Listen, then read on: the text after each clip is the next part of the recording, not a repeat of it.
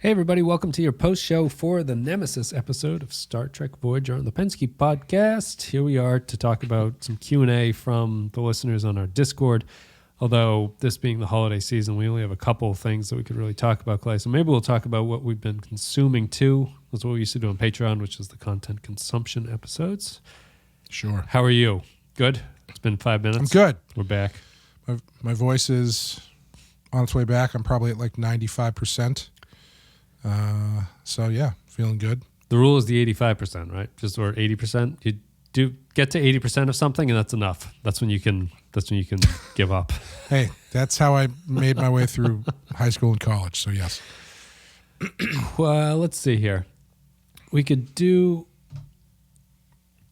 Hat 89 question from Discord. I'm going to ask this every season until I get a yes. Is Voyager better than Discovery and Picard?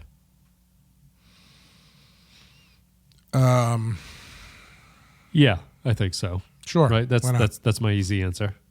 Is that the yes you're looking for? Yeah. Hat? It's better than Picard. I'll give it that much. Yeah, I would say it's easy. I would say it's easily better than Discovery too. And I mean, pulling a C- gets you better than those shows is the thing. So it's not a huge success to say that, or accomplishment to be better than those two shows. But yeah, we're only 3 seasons and 4 episodes into Voyager at this point, so it's hard to say how it ends. I mean, yeah, I'll say the episodes in this season we've watched so far, I've enjoyed more than 2 1/4 seasons of Picard. So yes, yeah. No, I have to. Easily. Voyager's easily better than Discovery, Picard. I guess we can quick power ranking from you, Clay, then. So sure. rank the shows. Rank the shows. Do you want to start at the bottom or start at it's easier to start at the top, I suppose. Start at the top, yeah. I'm going to go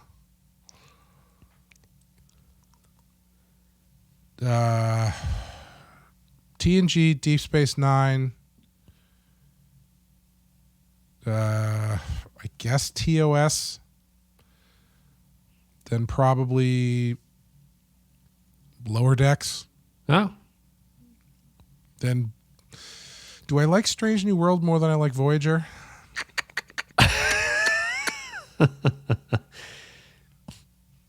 I don't know. I feel like that might be a tie for me. Wow, interesting. Voyager's fine, but I think I enjoy. I've enjoyed more Strange New Worlds than I have Voyager. Have you watched the latest season of Strange New Worlds? You are. Yeah, right? I'm about 3 or 4 episodes into it. Yeah. Okay. Yeah. So you got TNG, DS9, TOS. Then you're going to split Lower Decks and Voyager at that point. Or did you say Strange New Worlds? I'm going to go Lower Decks. Yeah. Then I'm going to split Voyager and Strange New Worlds. So you have Picard, Discovery, and Enterprise.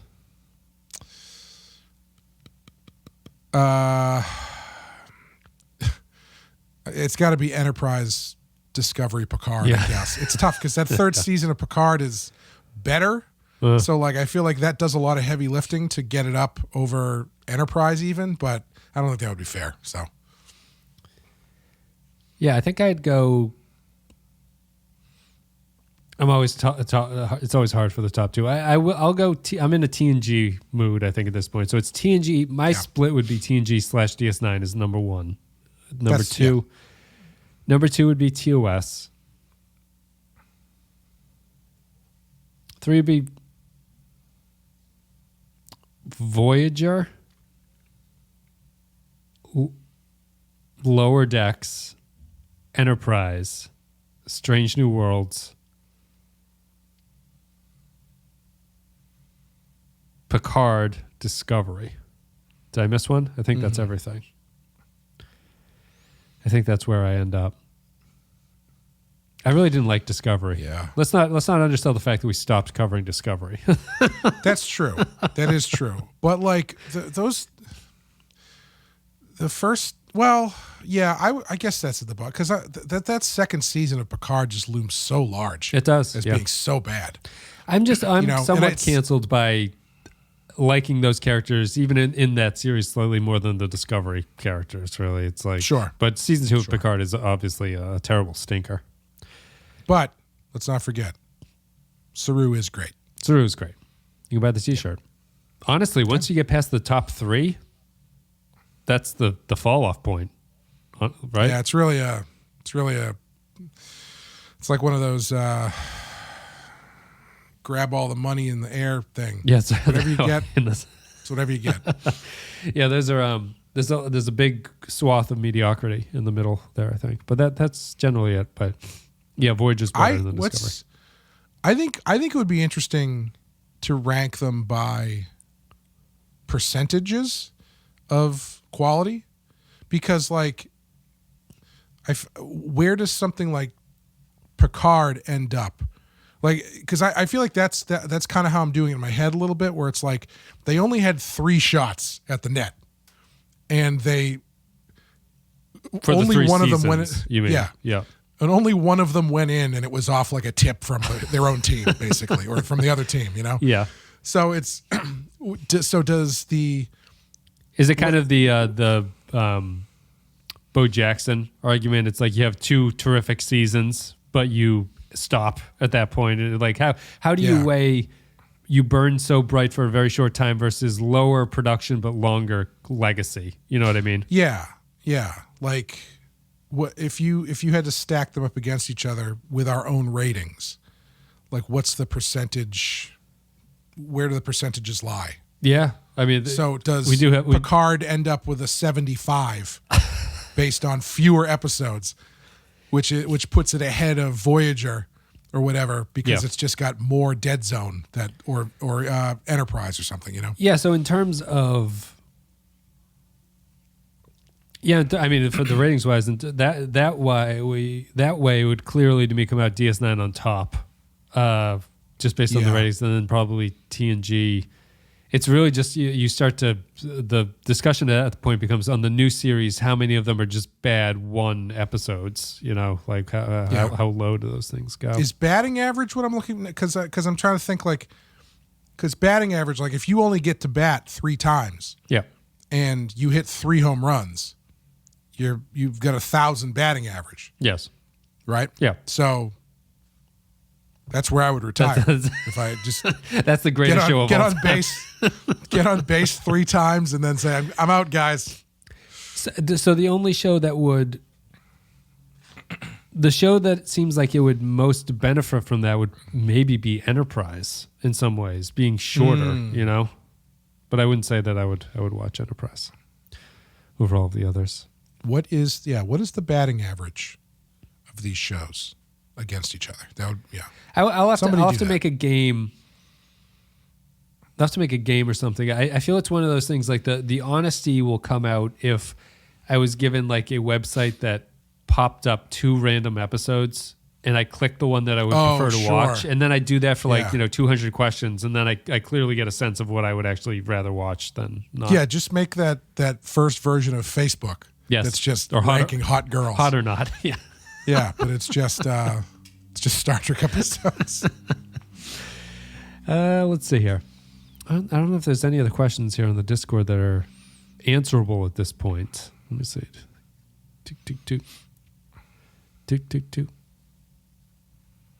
Well, we'll do Matt Ross's question, then we'll move on to the last thing.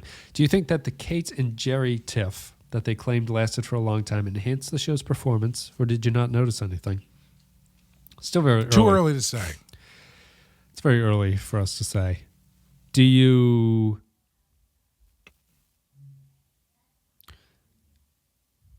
I would be... Maybe we'll have a better sense of it as we move on, and if it does become the 7 of 9 show. But it does seem weirdly antagonistic for some reason. I don't... It's not like... I can understand stepping on toes, but it's not a situation where you're the lead of the greatest show on television and someone else comes in and just replaces you, and you're like, what the hell is going on? Like, I don't deserve any of that. This is a show that was floundering. They brought in a character who doesn't even replace Mulgrew at all. It's just another character on the show. So I don't know. I just my it's not point to like Mulgrew you've- would just be like, listen, this wasn't Shakespeare before she showed up, so I wouldn't be too concerned about it. Yeah, it's not like you've got David Lee Roth and Sammy Hagar fighting for the same stage No, space, you know? You don't. you don't. Can't come close. So I guess we'll just go out with content consumption bits. What have you been watching, listening to, doing the past couple weeks?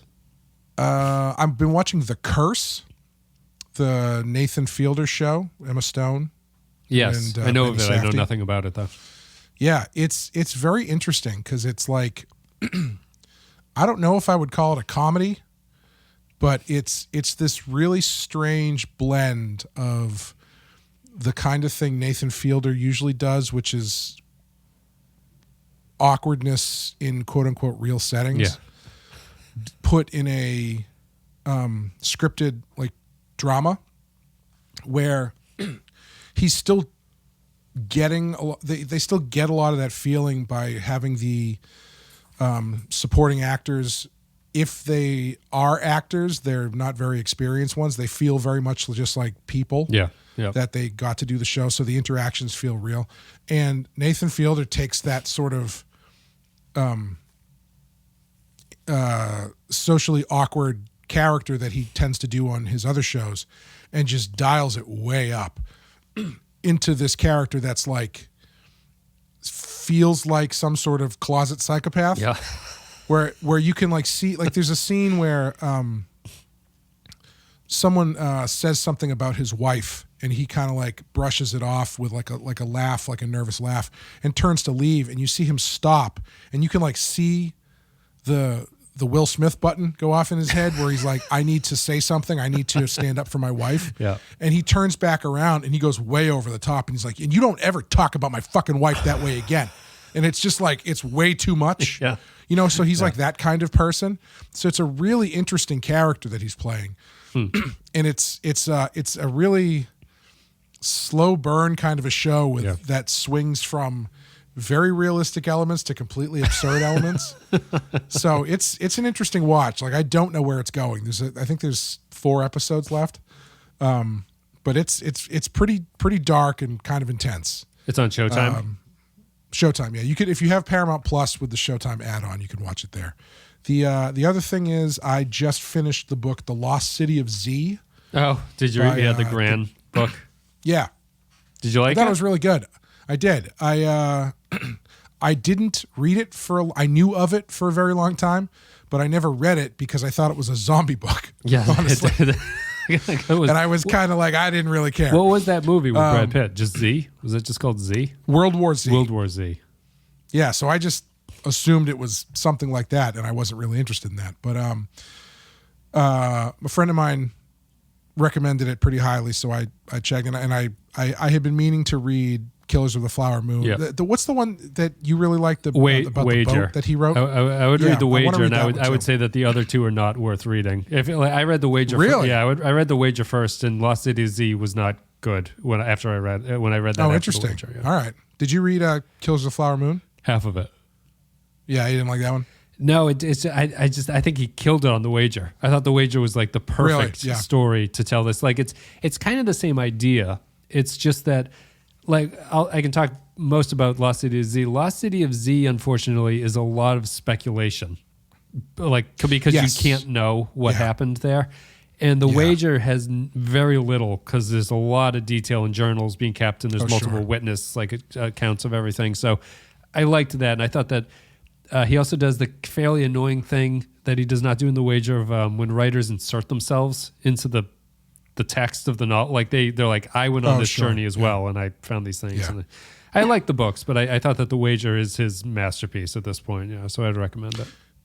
Yeah, Lost City of Z was interesting because, it has this kind of dual narrative of him trying to get across this explorer's story up until the point that he disappeared. Yeah, in the Amazon, and for all of people the who don't fallout know. Yeah. in the Amazon, yes, and searching for the El Dorado, basically the city of gold,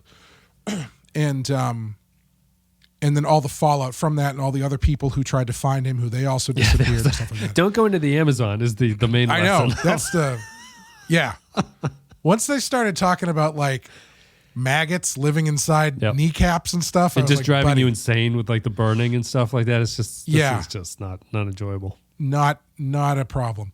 But It's amazing people live there. People live in that hellscape and they survive somehow. Yeah. Well, I mean, you know, if you think about it the other way, those people came to Europe and instantly died. Yeah. So it's like people kind of adjust to what they're used to, and then they change the climate, and then they die very quickly. Yeah. But that was the one of the more interesting things about Fawcett, the explorer, is that he seemed to be like completely immune to the jungle. Yeah, like everybody else that came with him was constantly getting sick and dying or getting close to death, and he thought they were all pussies because he never got sick. Yeah, he liked it. Some people just, I guess, are just built for. But it's just the like hacking through the wager is the same thing of like once you understand like what being at sea back then was like, you're like, who the fuck signed up for like what do you had nothing else going on that you think this is a good use of time. But just hacking through the jungle, getting like fly bit and like blood, everything's blood sucking, and it's like you're wet all the time. It's one of those things where it's easy to say this with so much hindsight, but like, what's the point? Like, what is the end game? You know? Well, they still can't definitively prove that there is no Lost City of Z. You know, that's like the draw because you don't know what's out there. Yeah, that was one of the more compelling things that they drop on you right at the end of the book. Spoilers is that. This other scientist who shows up. So basically, the other dual narrative is the author who is trying to see if he can actually find out what happened to this guy by going into the Amazon, tracking his path and stuff, which is kind of funny in a certain way because the Fawcett, the explorer, the whole book is the story of how horrible and difficult it was for him to do all this stuff. And then the writer's experience 80 years later is... The road that we drove to get there was kind of bumpy, and I had a slight stomach sickness. Yeah. Aside from that, I was fine. You know, it's like it's so much has changed, and so much progress has come through there that the path that he traveled is no longer what it once was. These great explorers couldn't find this guy. Yeah. You want my phone? Yeah. Sorry. Hold on one second.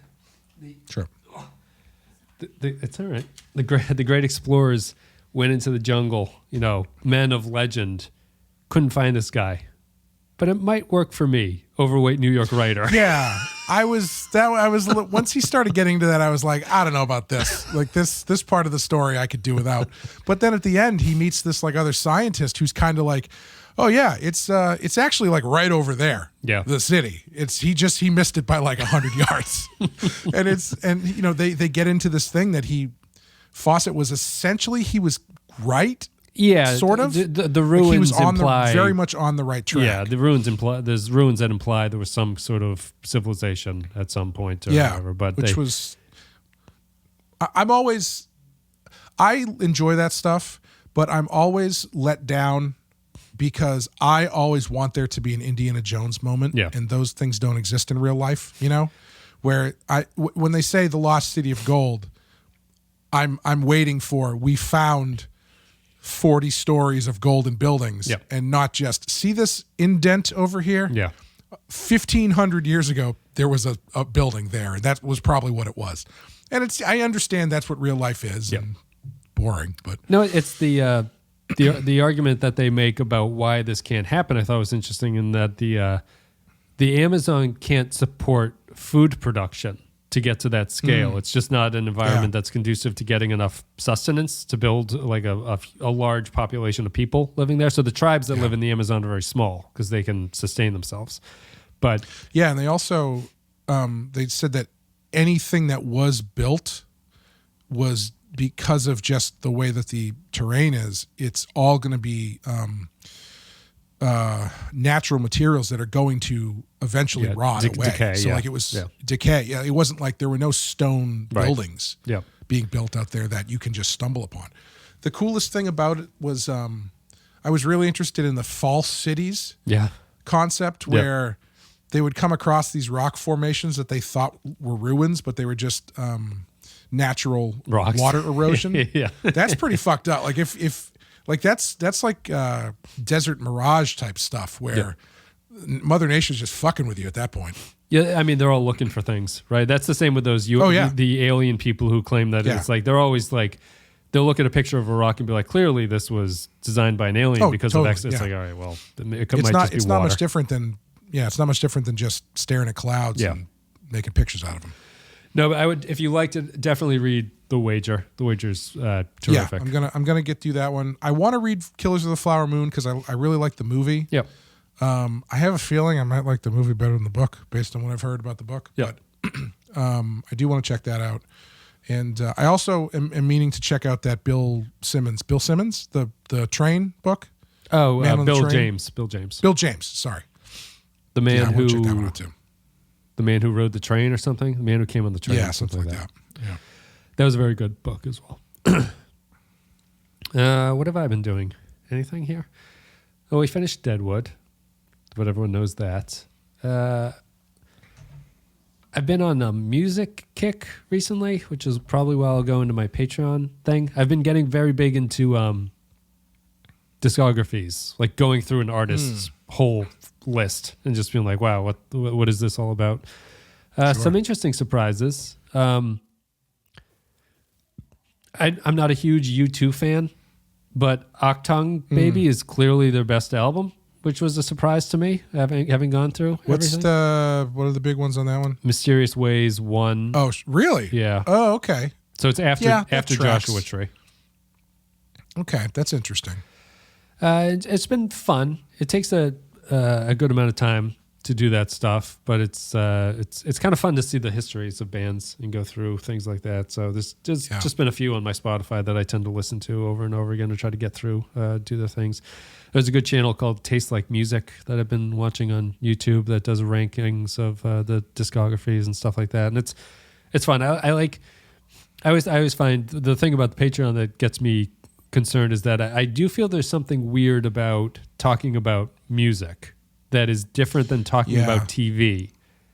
And I wish it wasn't the case, but I feel like talking about music in a way that you can make a convincing point is very difficult. Even if you... Yes. It's also subjective, like even more so than TV, I think. Yeah, even if you're like a Rick Beato type who knows theory, it's very tough to make an argument about why something is good based on theory. You know what I mean? I love watching his videos when he pulls out his guitar and he's like, B sus, fifth? Oh, fifth? Who the fuck uses a fifth? He's going 1, 4, 8? Oh, man, that's crazy. I know, it's even with the theory of generations behind you, it's still such a subjective thing. I think that's the approach I'd have to take on the Patreon is like you kind of have to personalize it, right? Like you have to tie like a narrative into the group or something. I think that's why it's interesting. Like when super fans of a group talk about it, it's because they were impacted at such like a formative age or something. Like there's something interesting about why this band has stuck with you and things like that. So. Yeah. I think what's interesting there is I think you can probably pull a narrative out of band lineups. Yeah. That is probably kind of interesting. The other thing that's kind of you kind of got to look at it from a different side is people like say Paul McCartney, who just has 700 albums out there. That I feel like might be able to pull an interesting narrative out of the time period in which he's working. Yeah. Because he spans such a huge, he's just been around for so long, just constantly putting stuff out that where he is in his life at certain points, making certain kind of music or whatever. It gets tougher with a band like, AC/DC, where they had one big thing happen to them. And then it's just kind of been the same thing for 40 years. It would be tough to rank all of their stuff. No, agreed. It's like because not every band is discussable in a lot of ways. Some of it is just like not really not all that interesting. But that is the thing that I struggle with, just of like, because me and Amy talk about it too, and it's like it does become difficult to describe what you like about a song a lot of the times. It's like I can't even really identify what this is.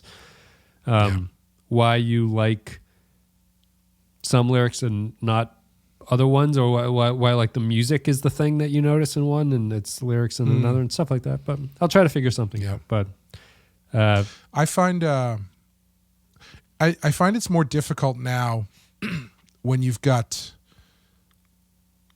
people, bands who guest on other songs and artists who guest on other songs seem so ubiquitous now as compared to like one of the more interesting runs I think is Neil Young's stuff in the 70s where basically he had like two really close friends die and then he kind of like got depressed for 10 years and put out 3 fantastic albums. And they all have this weird history to them where the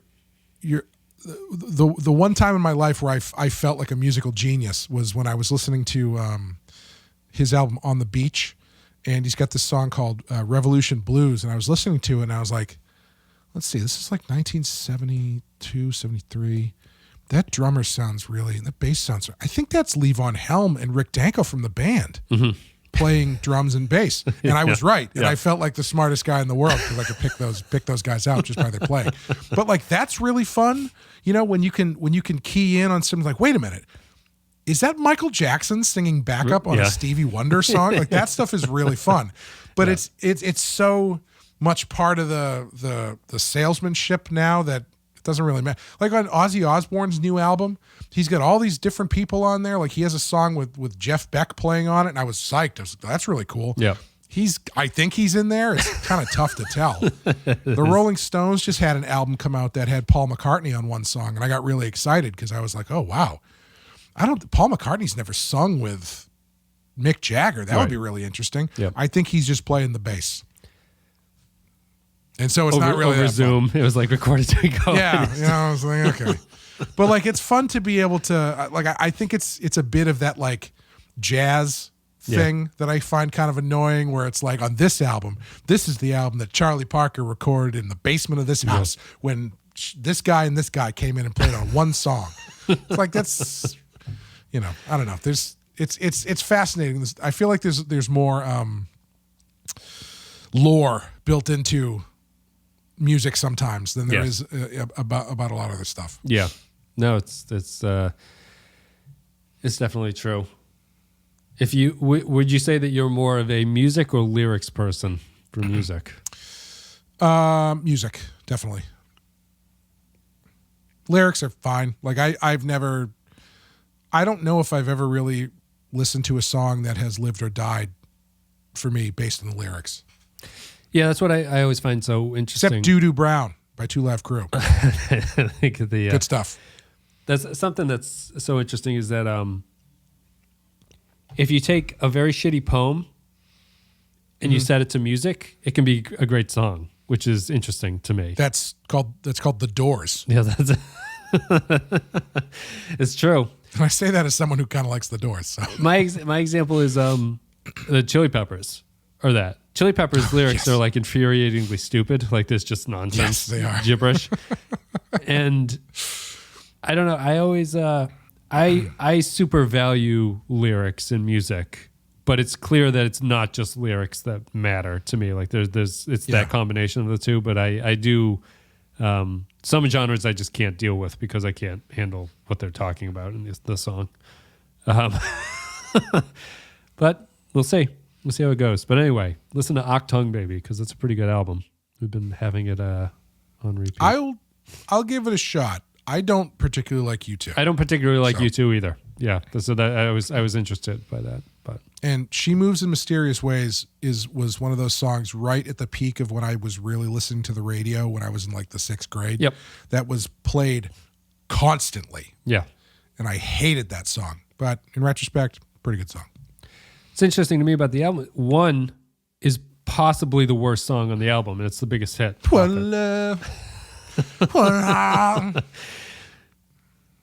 Got to leave. Since you're doing that on Patreon, you can play the songs, right? That's why I have to do it on Patreon. Yeah, so I can put the songs into it. So cool.